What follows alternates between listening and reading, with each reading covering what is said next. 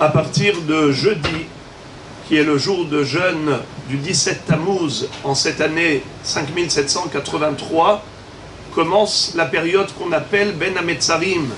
Ce sont les 3 semaines depuis le 17 Tammuz jusqu'à Tisha B'Av. Cette période, pourquoi est-ce qu'elle porte ce nom de Ben Hametzarim, entre les frontières? En fait, Am Israël a subi, depuis la destruction du temple jusqu'à présent, le Horban Bet Hamikdash et la galoute du Am Israël. En réalité, quelque part, on n'en est pas sorti de cette auberge, puisque il y a eu la reconstruction du deuxième Bet Hamikdash après la destruction du premier. C'est vrai, il a duré 420 ans, mais on n'avait pas la Shekhinah comme dans le premier Bet Hamikdash. La Gemara, dans ma Sechet Yoma, nous cite une série d'éléments qui n'existaient plus dans le deuxième Bet Hamikdash, qui avaient déjà disparu depuis le Horban Bet Hamikdash, le premier. Et on sait que le siège des ennemis a duré 2 ans et demi, depuis le 10 Tevet jusqu'au 17 Tammuz, presque 2 ans et demi après. C'est là qu'il y a eu la fente dans la muraille de Jérusalem, ce qu'on appelle Hovkea Ha'ir. La ville de Yerushalayim a été donc maintenant envahie par les ennemis pendant 3 semaines, depuis le 17 Tammuz jusqu'à Tisha B'Av, où ils ont détruit le Bet Hamikdash. Pendant ces 3 semaines d'invasion de Jérusalem, ils ont massacré le peuple. Le sang d'Israël coulait à flot pendant cette période.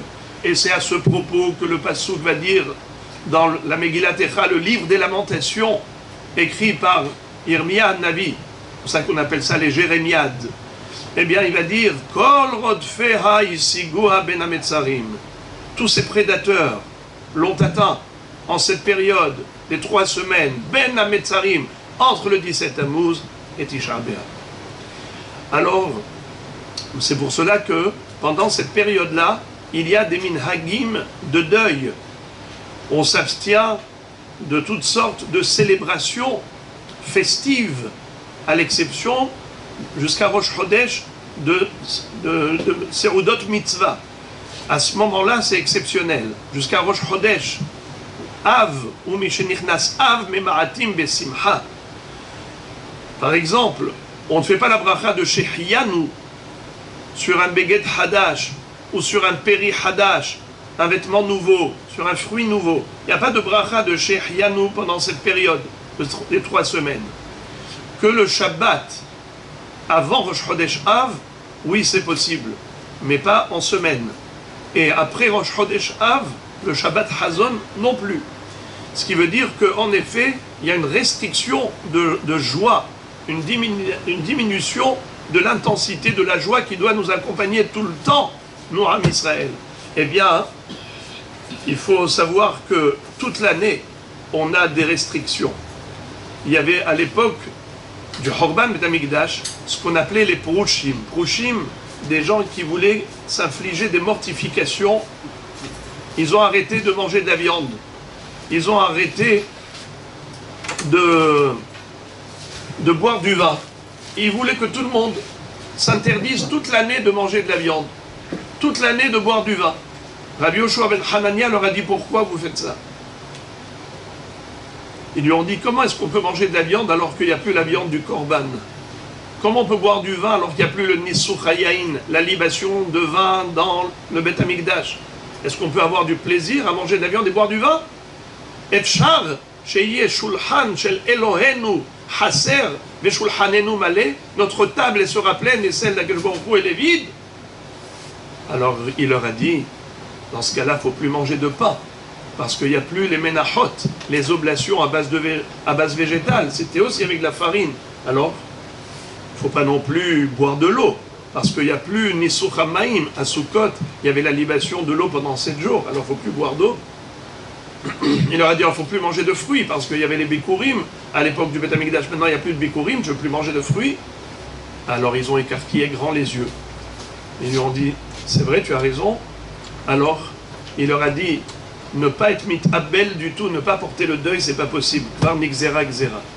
Seulement, En gozrim gezera ala tzibur she'en rov hatzibur yecholim la'amod ba. On ne peut pas interdire au public des choses qu'il ne peut pas tenir. Alors qu'est-ce qu'on fait? On fait une partie du deuil. Comment? Par exemple, quelqu'un qui va construire sa maison, il va faire de la peinture, il va laisser une coudée carrée sans peinture. Pourquoi? Eh bien, il est encore en chantier, il n'a pas terminé le travail. La maison d'Akadosh Baruch Hu, elle n'est pas complète, comme la nôtre, elle peut être parfaite. Également, le Hatan, il va briser le verre sous la choupa. Une femme, elle va se parer de ses bijoux, elle va laisser un bijou qu'elle ne va pas mettre. Elle met les salades à table, il y a un petit trou au milieu de la table, c'est-à-dire il y a une place vide. On dit, mais pourquoi il y a une place vide? Mais il y a encore de la place pour mettre encore une salade. Elle dit, oui, non, mais la table d'Akadosh Baruch Hu, elle n'est pas pleine. La nôtre aussi, elle ne sera pas complète.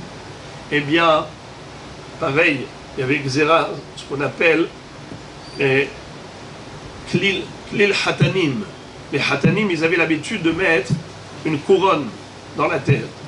Le jour de la choupa, ils rentraient avec une couronne sous la choupa. Hachamim, ils ont été gozrim sur ce keter des Hatanim interdit. Au contraire, il faut mettre de la cendre à la place des tfilines. Aujourd'hui, on ne fait pas ça, aujourd'hui, on brise le verre, mais initialement, la vraie halakha, le vrai minhaj, c'était de mettre de la cendre, efer mikle al rosh hatanim, à la place de la couronne que mettait le hatan. Ça veut dire que on marque toujours le manque du Bet Hamikdash parmi nous. Ça, c'est quelque chose que Imeshkachech Yerushalayim tishkach yemini tidbak leshoni lechiki im lo ezkerechi im lo a'alet Yerushalayim al rosh simchati. On ne peut pas oublier Yerushalayim, c'est-à-dire la reconstruction de Jérusalem avec le Bet Hamikdash au centre, avec la Shekhinah qui réside à l'intérieur de sa maison. Eh bien, c'est quelque chose qui nous poursuit à longueur de millénaires d'exil. Et on ne perd pas ça de vue, même au moment le plus heureux d'un mariage. Alors le Hatan, à ce moment-là, il évoque le Zikaron de Yerushalayim et on prie pour sa reconstruction et Ratson qu'on puisse mériter de la vivre très bientôt. Amen.